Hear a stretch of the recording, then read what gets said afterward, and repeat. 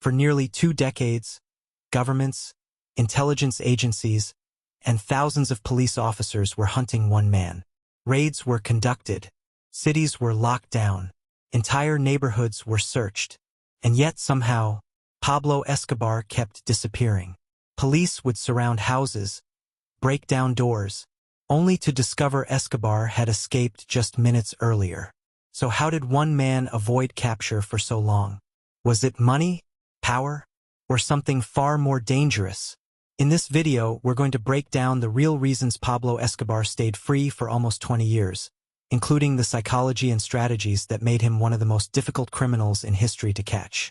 And before we start, if you enjoy deep stories about power, money, and history, make sure to like the video, subscribe to the channel, and turn on notifications so you never miss the next one.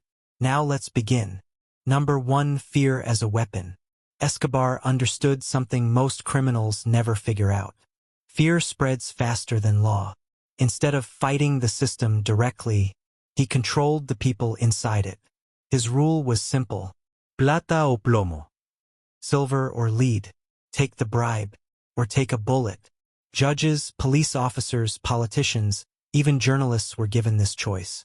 And Escobar made sure people understood that this was not an empty threat. When a few officials refused the bribe, they were killed. Publicly, quickly. Word spread. Soon, many officials realized something terrifying. It was safer to cooperate with Escobar than to oppose him. And just like that, fear became the foundation of his empire. Number 2. Becoming a hero to the poor. But Escobar wasn't just feared. He was also loved. In Medellin's poorest neighborhoods, the government had failed to provide basic infrastructure for decades. Escobar stepped in.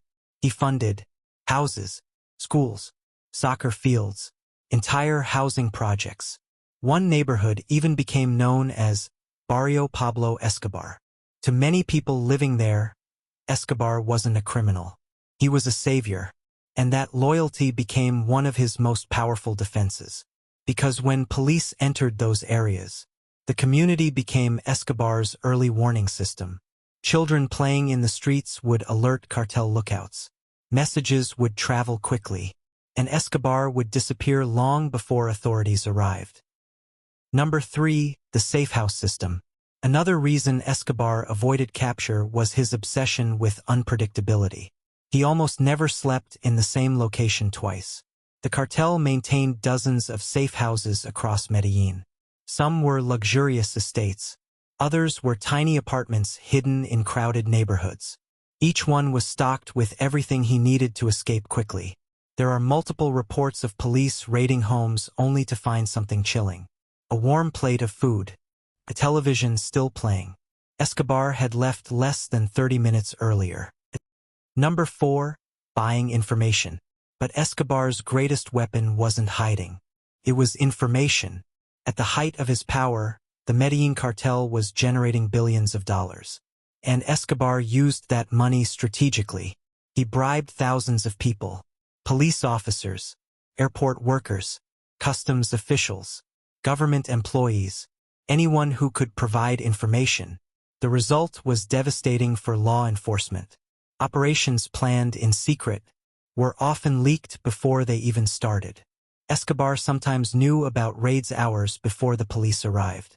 Imagine trying to capture someone who already knows exactly when you're coming. Number 5. Violence as strategy. When bribery didn't work, Escobar used violence. But his violence wasn't random. It was calculated. If the government intensified its efforts, Escobar escalated dramatically. Bombings, assassinations, kidnappings. These acts weren't just attacks. They were messages. They forced the government into an impossible position. If they pursued Escobar aggressively, civilians could die. If they backed off, he remained free. This psychological pressure slowed many operations against him. Number 6. Geography on his side.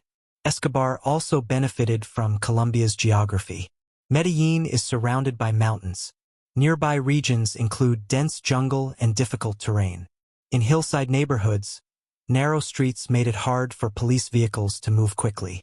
Residents knew hidden pathways and shortcuts. Authorities did not. This meant that even if police got close, Escobar often had multiple escape routes. Geography became one of his most reliable allies. Number 7. Predicting the government. Escobar was more than just a criminal leader. He was a strategist. He studied how governments behaved, political pressure, media reaction, public fear. By understanding these patterns, he could anticipate the government's next moves. If authorities increased pressure in one region, Escobar predicted where they would go next. Then he relocated before the trap closed.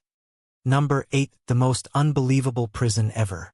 Eventually, the Colombian government tried something unusual. Instead of continuing the war, they negotiated. Escobar agreed to surrender under one condition. He would not be extradited to the United States. Instead, he would serve time in a prison he built himself. That prison became known as La Catedral Prison. But it wasn't really a prison. Escobar controlled everything. Who guarded it? Who visited? Even the operations of his cartel continued from inside. For a time, the most wanted man in the world was technically living in his own luxury prison. Number 9. The one weakness. For years, Escobar stayed ahead of the authorities. But every powerful figure has a weakness. Escobar's was simple. Family. Despite being hunted, he continued contacting his wife and children. Phone calls, messages, moments of connection. Eventually, those communications gave authorities the break they needed. Signals were traced, locations were narrowed down, and the hunt entered its final stage. Number 10. The end of the hunt. In 1993, Colombian forces finally located Escobar in Medellin. After nearly 20 years of evading capture, his run came to an end. But the story of Escobar is not just about crime. It's about how psychology, power, fear, and loyalty can create a system strong enough to challenge entire governments. And even today, many criminal organizations study the methods Escobar used, because the strategies he created changed organized crime forever.